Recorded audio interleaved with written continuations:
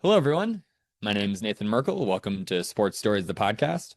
This Sports Catered podcast will discuss different stories that we as humans have experience in, with, and through sports. Hopefully, providing context to the following questions. What makes sports so special? And how do sports impact us as humans? I'll dive headfirst into these questions through some critical conversations with a wide variety of guests on the show. With my current background in research and academia, I'll be looking to bridge the gap between practicality and research. I truly hope you enjoy the show. Thank you. All right, everyone. Thank you very much for joining me for another episode of Sports Stories, the podcast. My name is Nathan Merkel. I'm really excited about this episode. We're going to be talking about sport and religion. I'm joined by a Mr. Sterling Harris. Sterling was a ex-NFL player, born and raised in Dallas, has unfortunately retired due to a recurring foot injury in the NFL, but now pursues a life in ministry and business. Mr. Harris, thank you so much for joining me today. Yeah, Nathan. Hey, man, it's an honor, bro. Come on, sports and spirituality, bro. I mean, that's a good combination, bro. That's almost as good as Jesus and coffee. Yeah, exactly. I love that. I love that comparison there. I'd love to sort of kick off our episode here, being on brand here, what your story is. I'd love to sort of hear how you came about pursuing faith, and was there a specific moment that made you realize you wanted to do that? Well, Nathan, I have not been a person that has pursued faith my whole life. I was raised in the church, but really didn't see any power in religion.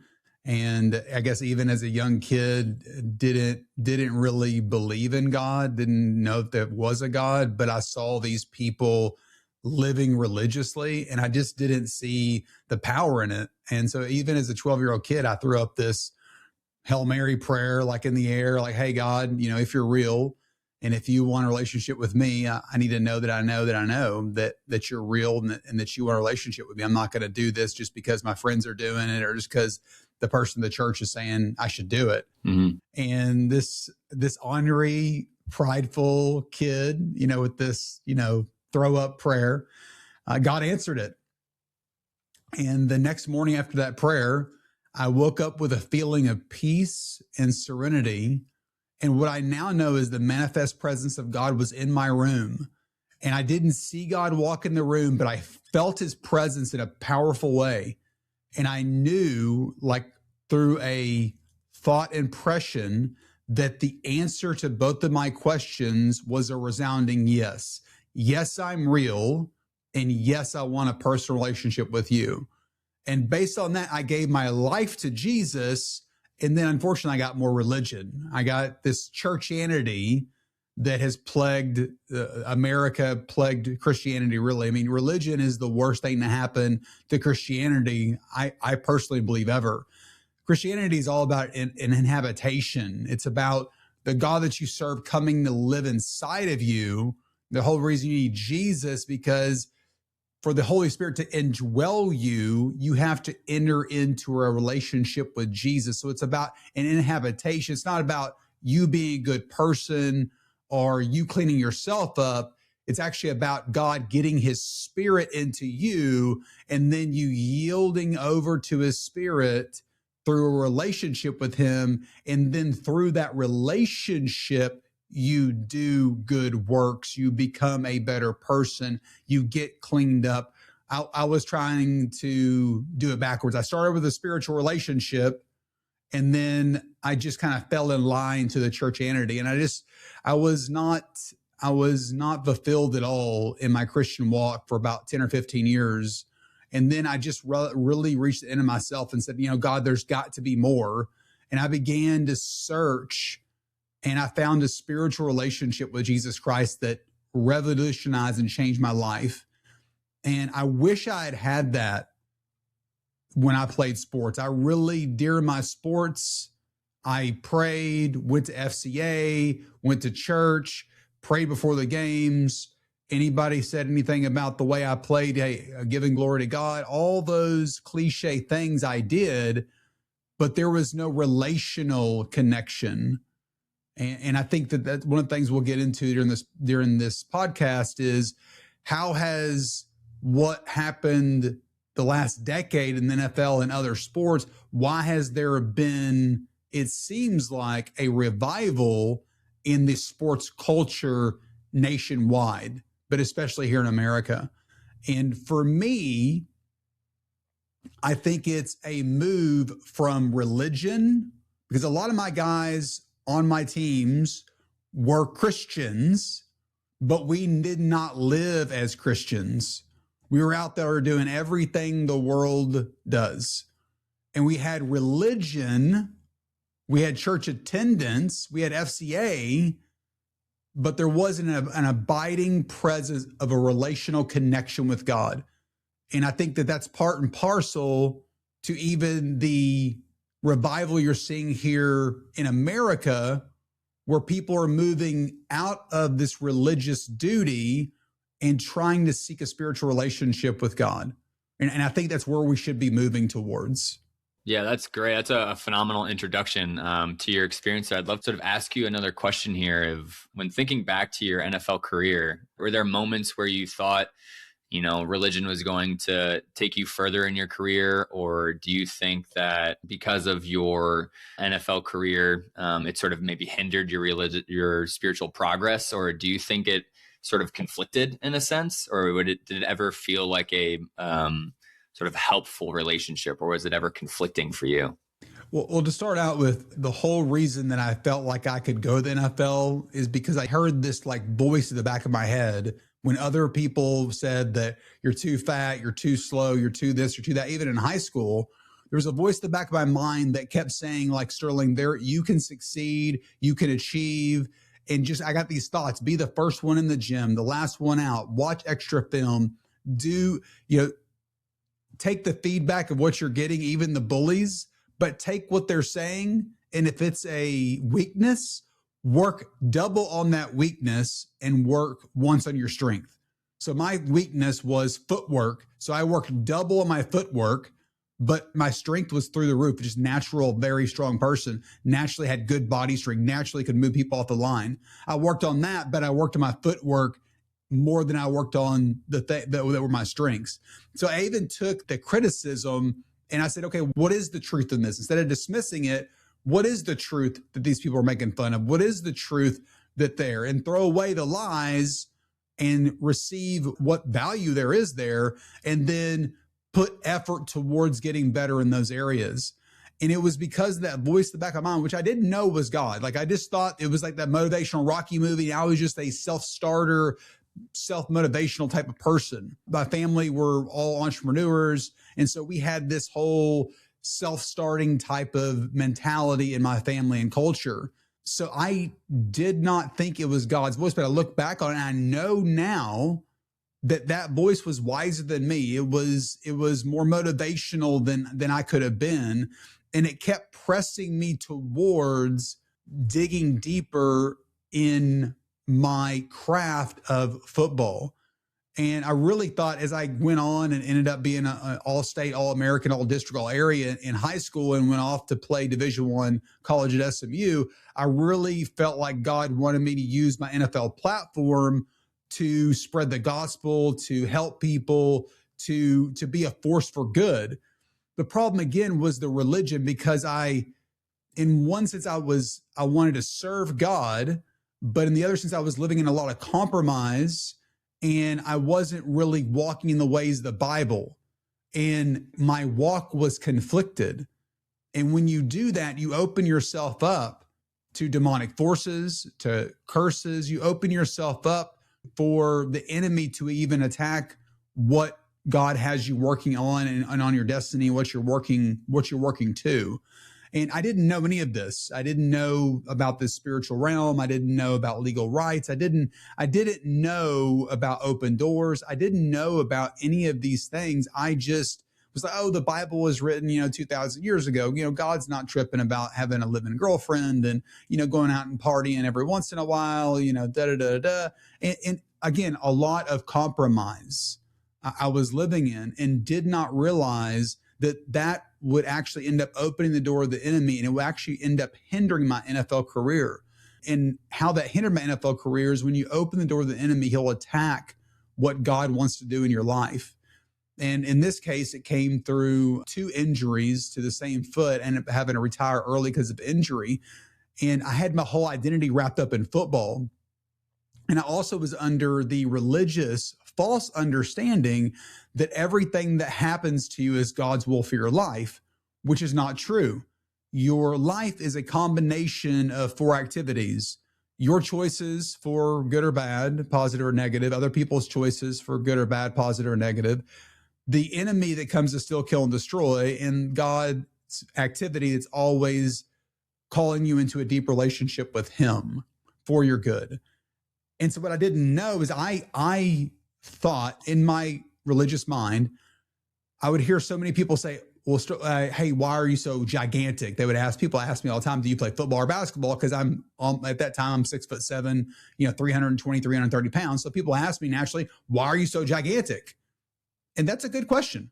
And I would answer them and I would tell them, oh, I used to play football for who? The Cleveland Browns. Oh, do you still play? So I told that, no, I broke my foot, And I told that story so many times, and so many well-meaning Christians under my same false ideation, the false belief system of this religious thinking that everything that happens to you is God's will for your life, they would say, well, brother, God's just got another plan for your life.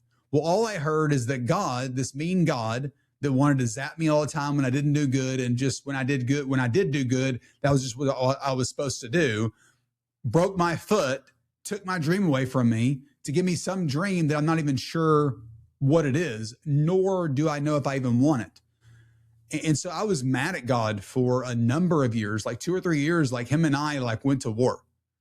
And I was not in a good place. I was in a dark place after I lost my NFL career due to injury, and just really, really, really struggling. But as I began to come this realization that not everything that happens to me is God's will for my life, and that I started to make peace with not being a football player anymore.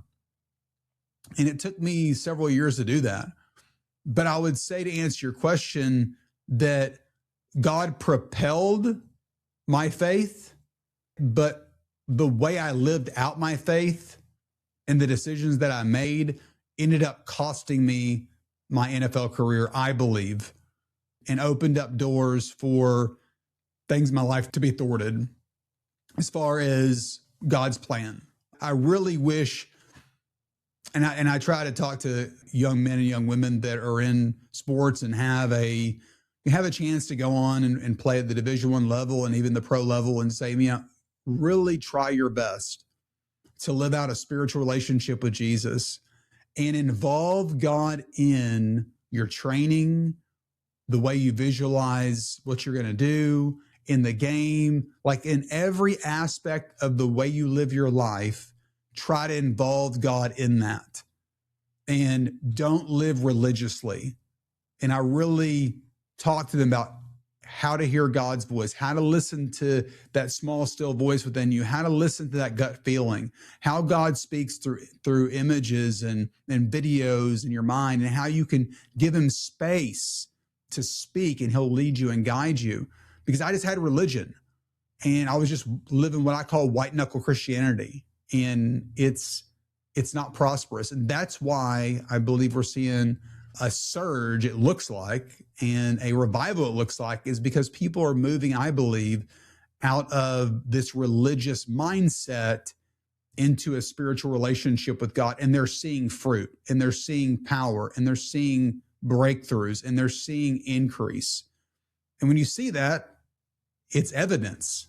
Yeah, I agree. I think that's a very, very insightful. And this made me think of the occurrence right now of a previous NFL player who actually just retired last year at 21 years old. First round draft pick. His name is AJ Griffin. He retired from the NBA last year to 100% to full pursuit of ministry and serve God. He came out in a video on YouTube last year in 2024 saying, I gave up basketball to follow Jesus. And I'm curious if, you ever felt maybe this sort of call when you were playing. I think this is a really amazing sort of conviction or an answer to a call that he heard within himself. And it made me think of this scenario that you were talking about. I'm curious if you ever felt when you were playing, or do you think you sort of felt this once that playing career was sort of taken away? Each and every situation is different. I personally think that the NBA and the NFL are great platforms for ministry. Me personally, if I was in his position, obviously he felt like he heard God on something, so he had to move on that. But I personally would have used that platform and the monies that came from that platform to further the gospel. And I think that people have to be careful what they, and I'm not saying this young man, I mean, obviously he felt like he heard the Lord on it. He made a move that was highly costly financially and was very, very, very, very bold. And so I 100% respect. I'm just speaking to something, just an overall mindset. People think that, well, full-time ministry or serving God looks like a pulpit ministry or looks like a Sunday pulpit preacher, when really God's calling us all to minister. All the people that are behind a pulpit are supposed to do, they're supposed to equip the saints, which is the believers, for the work of ministry. Meaning your ministry is first to God, then to yourself, then to your family, then to your sphere of influence. That's the way it flows. Because first you have to minister to God. That's your number one relationship. You have to minister to yourself, because you can't give out and you can't pour out of an empty cup. You can't give what you don't have. You can't give out of your bank account if you don't have anything in your bank account. So, and then you have to minister to your family, because that's your first ministry. And then your sphere of influence is your second, is your other ministry. So for me, I was going into, just for example, I was in full-time pastoral ministry, but I was going to follow that. I got a call from my godmother, offered me a job in the business sector, turned her down flat. But I said, you know what? I'm writing a book on how to hear God's voice. So let me pray about this first. But my first thought is no. Had a dream that night about moving 18 wheelers. And I took it to God and said, God, what are you saying about this dream? And in my heart, I hear a flowing thought: go and help your godmother. It'll be a blessing to her and a blessing to you. Well, the first 2 years, I barely made any money, wanted to quit several times. God sent me another dream in the midst of me wanting to quit, and a lot of different other things to just kind of keep me going on life support. And money was tight, newly married, had a kid that we had a 3-year plan. God had a 3-month plan. So, that's how that works sometimes.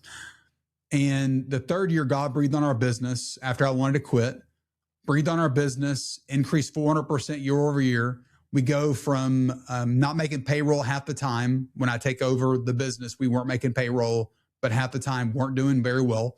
That's why that's why she called me. She's like, I need your help. My business is failing. They had a corporate restructuring for one of their clients. And that's when I said no. And that's when God said yes. And then fast forward 3 years later, we go from going bankrupt, not making payroll, to having their best year in the business's 28-year history. And then that next year, we did in that year in revenue. In 7 months, we break over 8 figures in annual sales. And last year we did over 8 figures in annual sales. So I say that because God has used the money that I've been allowed to make in this business to fund our ministry endeavors, to fund other ministries, to be the hands and feet of Jesus in the transportation business, which is the business I'm in. I pray for clients. I pray for truck drivers. I've led both of those people to Jesus before. And God was saying, he was like, God, I don't understand this, especially the midst of not making any money and thinking that I maybe miss God. And I said, God, I don't understand why you have me in this marketplace. I'm not making any money. Looks like the business is going to fail anyway. Like, what's going on? And he said, I'm going to teach you how to be a kingdom salesperson. I'm going to teach you how to be the hands and feet of Jesus. And he reminded me of the people that he called, the 12 apostles. None of them were religious elitists. None of them were church pastors. None of them were synagogue leaders. All of them were in some form of business. All of them. It's really interesting. And I think that's very, very influential to look about and understand the sort of convergences of these two and start to understand. This really made me think of this one question that I had in my head is, do you see sport, sport itself or the sport landscape as religion? I know there's been a lot of comparisons between sport itself to being a religion. And I know because like you said, religion has like structure to it. It has expectations, it has guidelines, and it has, belief systems and all these things. And sport sort of has the same nuance to it. And I'm curious if you see, sport itself being a religion, like a secular religion, and what the sort of convergence is of that. Yeah, I don't see it like that because sports has a spiritual connotation that you end up giving it. And when you talk about other spiritual belief systems, they're all basically trying to reach a place of enlightenment, some kind of forgiveness, some kind of afterlife, some kind of wisdom.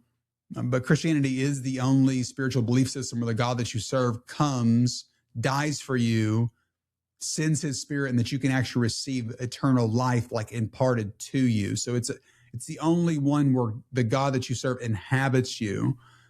But as you look at the world religions, they're all based on a spiritual belief system. Sports is not based on a spiritual belief system at all.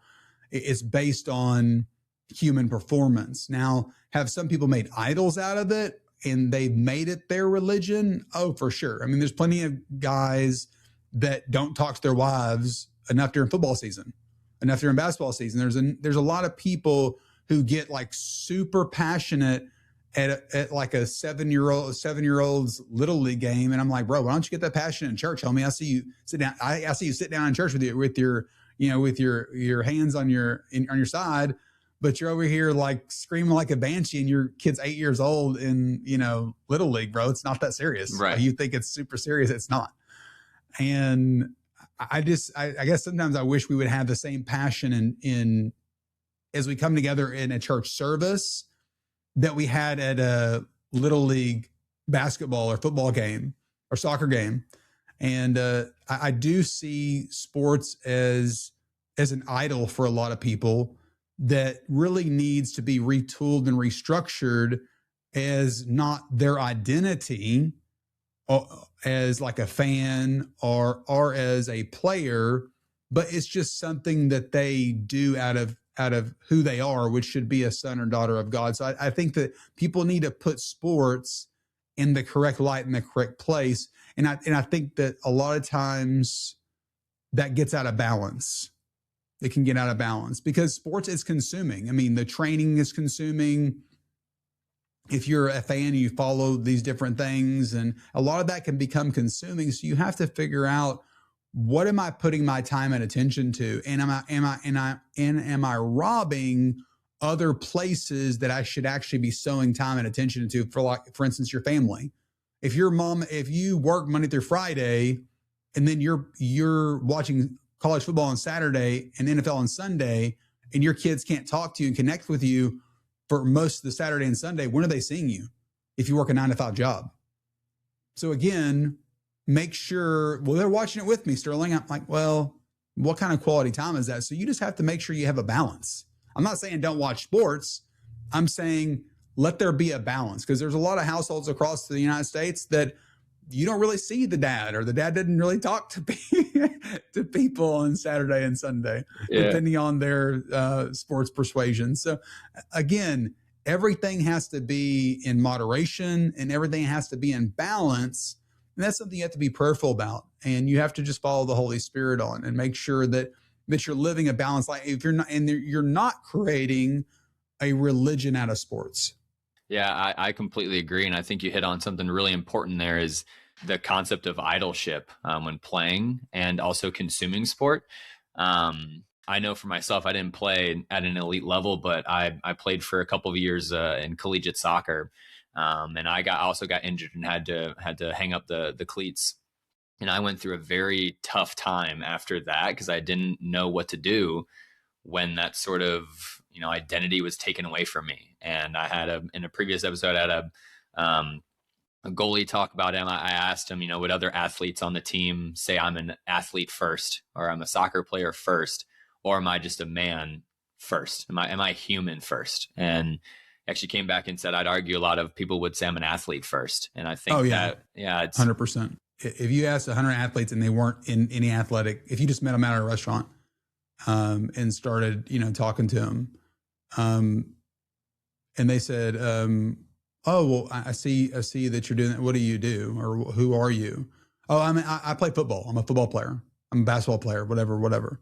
I'm a soccer player. They would definitely say that. I mean, and the thing about it is that's a dangerous place to be, because soccer will end, basketball will end, football will end. Even Tom Brady couldn't play forever. He almost did. Yeah, exactly. Yeah, it all ends at some point. I mean, ends at some point, and then your identity has to be rooted and grounded in a relationship with Jesus, a spiritual relationship with Him, and you being a believer and a follower of Christ has to be, in my humble and accurate opinion, has to be the first and foremost thing, and that's when you have your identity in the right place.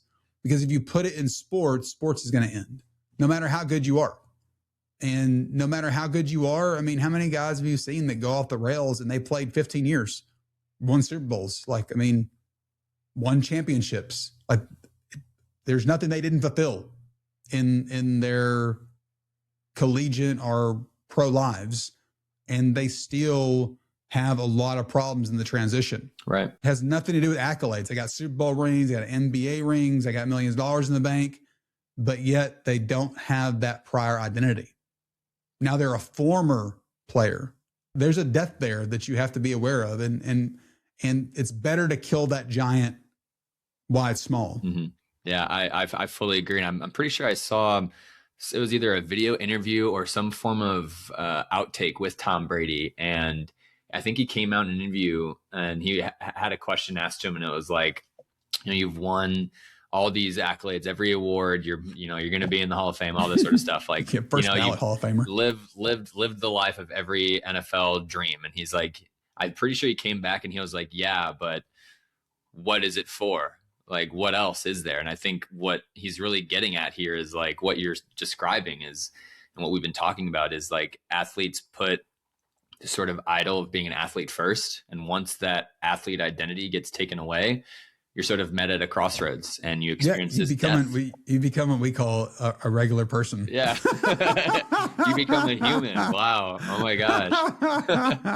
How crazy is that, to be a human? Yeah, you become a regular person, bro. It's really hard. Yeah, that's nuts. And what's really interesting to me is this is going to hit my research, my PhD side, is there's a theory in research called social identity, where people will place themselves into groups to sort of achieve happiness, and will sort of belong in this group. That's where, athletes are part of the athlete group. And, I am an athlete. That is a specific group to achieve happiness. But then once you take that group away, this is what comes of it. And people get so attached and so emotionally reliant on these things. And I think that's where a lot of fans are right now with sports, like we said. And I think, maybe the average person, and also, unfortunately, with the way that gambling and betting has been going on in sport too, I think that's also creating more. It's added to it. Idols into the mix here. That's creating this crazy melting pot that I think at some point is going to explode and it's going to pop. And I'm hoping that, through conversations like this, and for those listening, we start to realize like sport is great, but it's not what life is about. Like, it's fun to consume it, but it shouldn't be your life, and your life shouldn't revolve around it and take things away from it. And I think that's really interesting to think about and sort of understand. But those brackets, bro, are like, I mean, the people that do the fantasy football, they're bro. It's some of those guys are super. I mean, they got to watch every game. Yeah. They want to know every stat of every guy they got. It's all consuming, bro. I have 4 kids, a business and a ministry. I don't really have time for all that jazz, but there are people who make time for it. And a lot of times they're robbing time from places they shouldn't be robbing time from. And so I agree with you 100%, man. You got to make sure that you pray about it and be prayerful about it, and know where you're putting your time, attention, effort, and resources, and just make sure it balances with your overall objectives in life. Because so many times our actions, attention, and time don't match up to what we feel like our core values are. And as a PhD will tell you, when you have those incongruencies, it creates a lack of peace. It creates a lot of different things, not only cognitively and emotionally, but also dysfunction within your marriage, household, heart, kids' lives. So you send mixed messages, you live mixed messages. It's not a good thing. Yeah, I agree. I had one question that really popped in my mind when you were talking earlier is, in your experience of playing and being in different leagues and different elite levels, if you could go back and place any form of like spirituality or religious belief within your experience, do you think that would have helped, or just help sport in general? Like, do you think coaches and administrators maybe not be more religious, but more just adhered to spirituality and sort of understand that side? Yes, I would say that I wish, and that's why when I meet people, especially that are like Division I type of athletes and above, and I would say that anybody that I meet, I talk to them about how to hear God's voice, but especially when I see people that are going to play at a higher level. Yeah, really, really talk to them about hearing God's voice, being spiritual, and involving God in everything they do. Because I would have been a way better player. And the thing about it is I would have made different decisions. Like I actually would have went to a different college had I known how to hear God's voice. I was just following where I felt like my dad wanted me to go. And I was like, well, I'm an All-American. It'll be fine. Like I'll get picked up in the NFL anywhere. And I did get picked up in the NFL, but we went 0-12 my senior season at SMU. They weren't very good back then. And my dad was like, oh, they're going to rebuild their program. They just got a $30 million stadium, Well, bro, I mean, that move, that not hearing God's voice and not going where I felt in my heart I should go, cost me about $8 million at a minimum. What you don't know can hurt you. And that's why hearing God's voice and it changed the whole trajectory. Like there was no grace on the time that I was in SMU. It was like I was ice skating uphill the whole time. And I'm not saying that you're not going to have hard challenges in your life, but when you're following God's will, there's grace in those challenges. Like there felt like literally everything was going wrong for 5 years is what it felt like, honestly. And it's not SMU's fault. It's my fault for just trying to appease my father and not listening to that gut feeling that was telling me to go to a school that at that point had just won the Big 12 championship.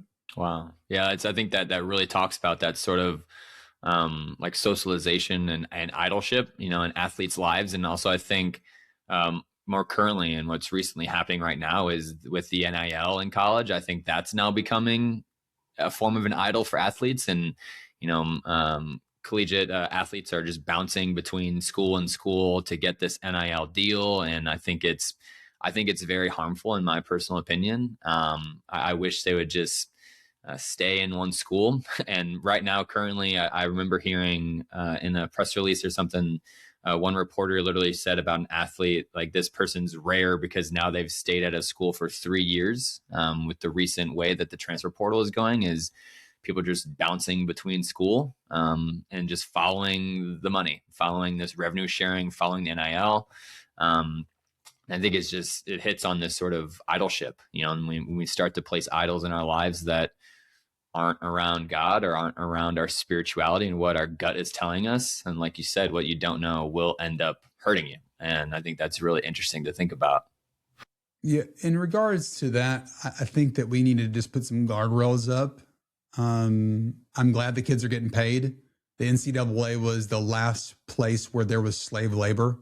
These people are literally making billions of dollars, and supposedly, we're giving the guys or girls a full scholarship, like we're paying them. Compared to what they were making is atrocious. It's slave labor. Compared to you're paying me at that time $40,000 a year, and you're making $5 billion. Yeah. I mean, bro, come on, that's not good. Yeah. Like you're telling me that year that just your TV contracts alone for one of the schools I was looking at, their TV contract with NBC alone was $5 million. Just that's before they went to the bowl game. Nothing like the bowl game was like $12 million. I mean, you're making 30, 40, $50 million. And that was back then, like a clip. And you're paying a player $40,000. Like, and that's not cost to you because you're just plugging them into a school, giving them some little stipend they can barely even buy food on. And most of that's not even your cost. Your cost is probably, of that 40, was probably 10, 15 grand. So it was, but again, there has to be some kind of rails where you can transfer once or twice and not every time you get a better deal. I think that but the thing about it is it was so bad for so long. The NCAA made a decision, and now it's hard to reel that in because they have been the bad guy for a while because they know it was wrong.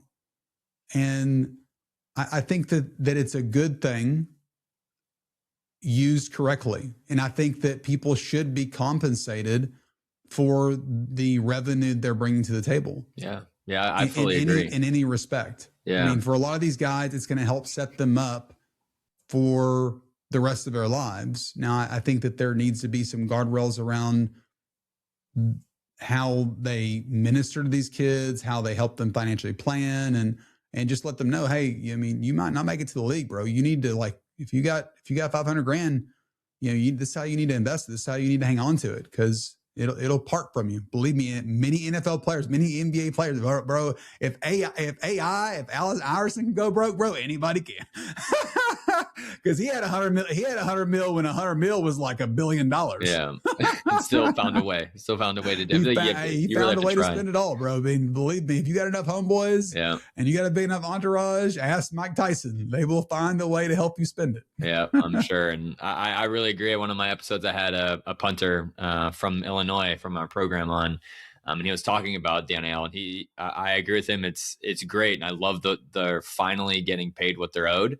But he was saying he wishes there was a bit, like you said, like some guardrails with it, because he's like, there's some moments where, you get handed a $20,000 check for an NIL thing, and you hear in the locker room, oh, let's spend it all, and it's like, all right, man, like there's really not a lot of guidance, and like, well, okay, maybe spend like 2% of it and put the rest in a savings account, or I don't know, there should be some form of guidance there.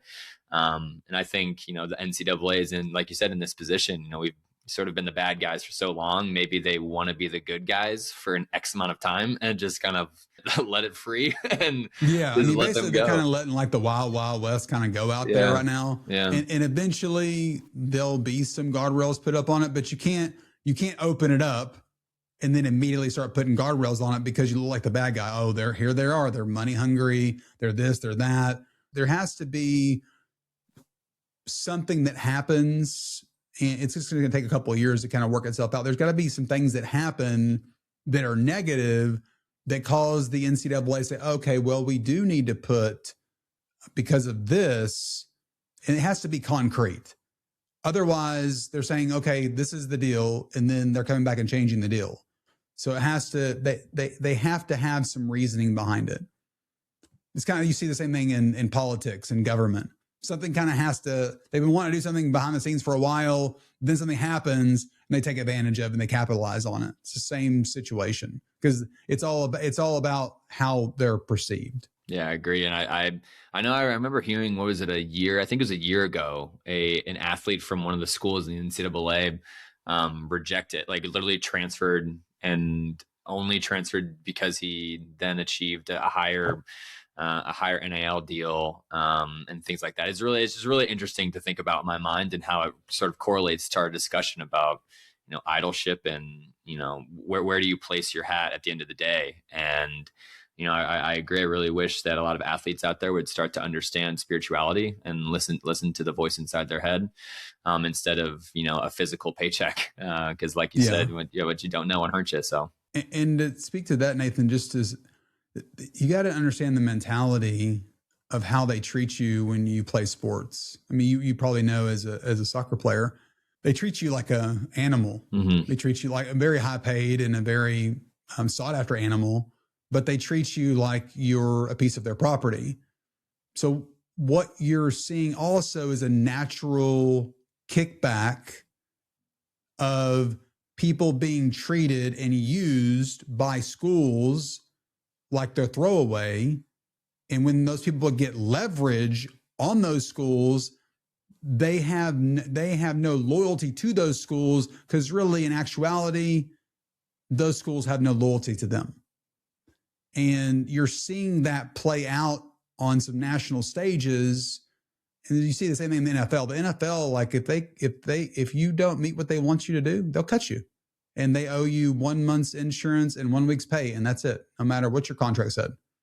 Your contract is worthless except for your signing bonus and any guaranteed money you had. The thing is that what people don't know is, in the NFL at least, unless you're the top 3 to 5 player on the team, I'm talking about like 1 through 5, they probably have maybe 50, maybe 35 to 70% of their money guaranteed, and the rest is not guaranteed.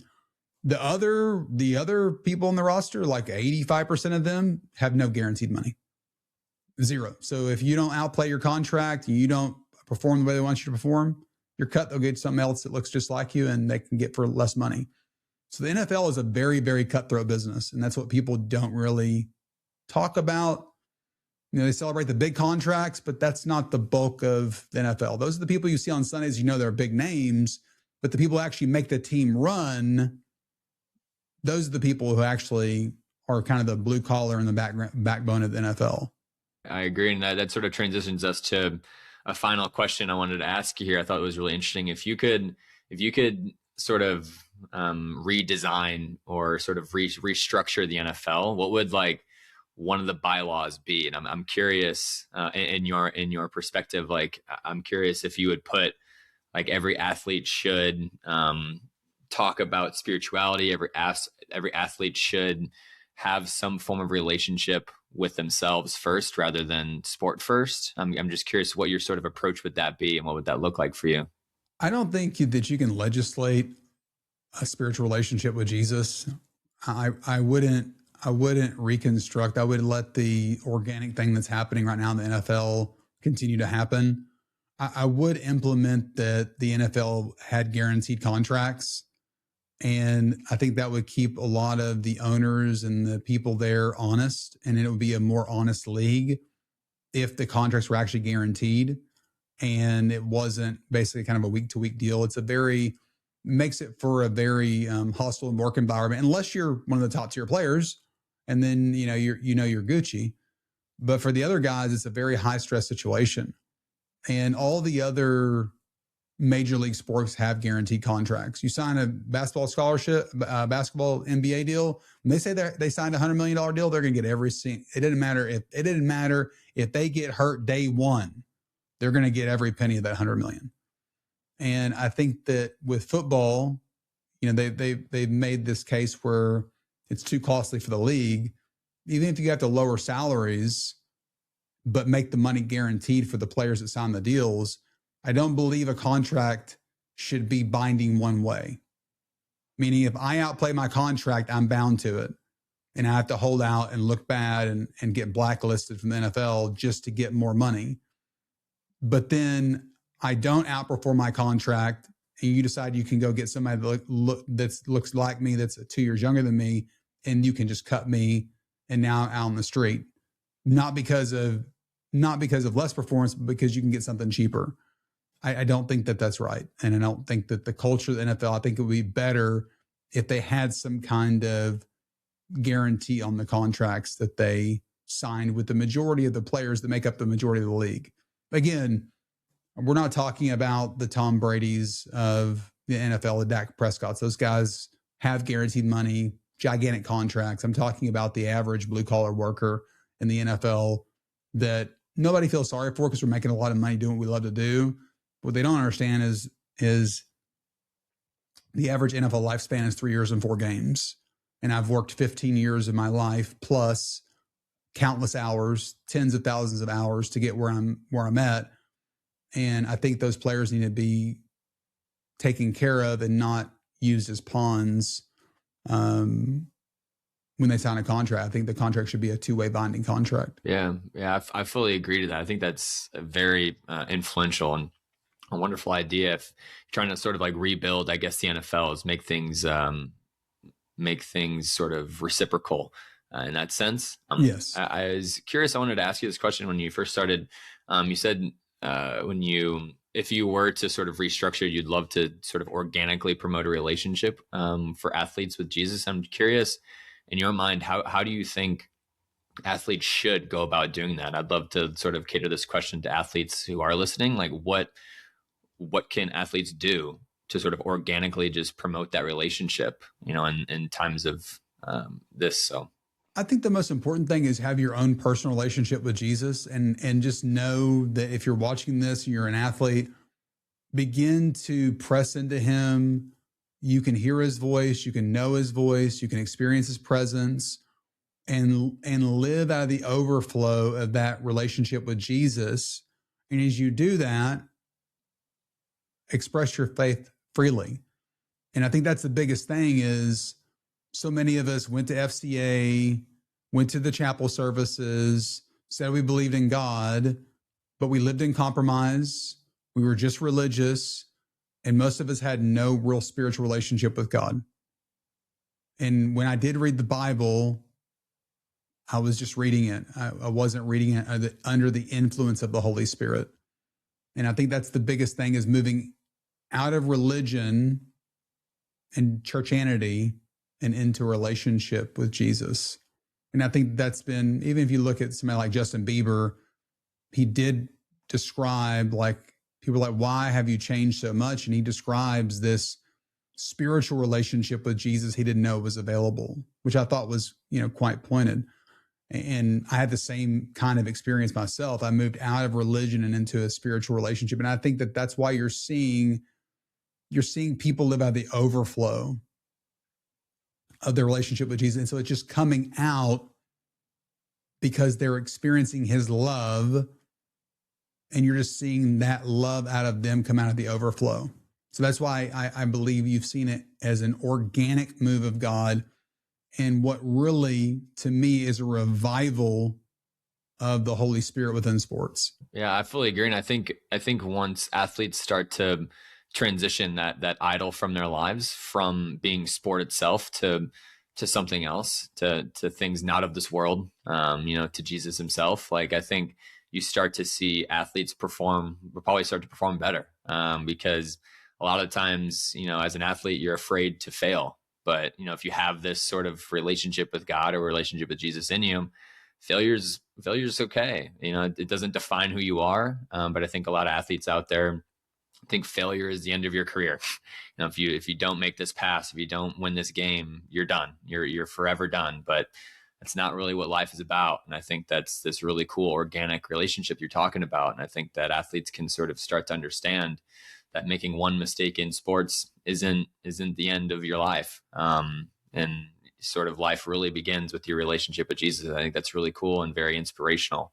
So I loved having the conversation with you today about this sort of convergence of sport and faith, and sport and religion. And I agree. I think we are seeing this sort of form of revival in sports. And I know, like, Fernando Mendoza, the quarterback for Indiana, the very first thing he says in every single interview, he literally says, "Praise be to God," every single time. This is the very first words out of his mouth. And so he's a baller, bro. Yeah, he really is. I really hope he does well for the Raiders when I'm sure they're the ones that are going to draft him. But I'm sure if they don't, man.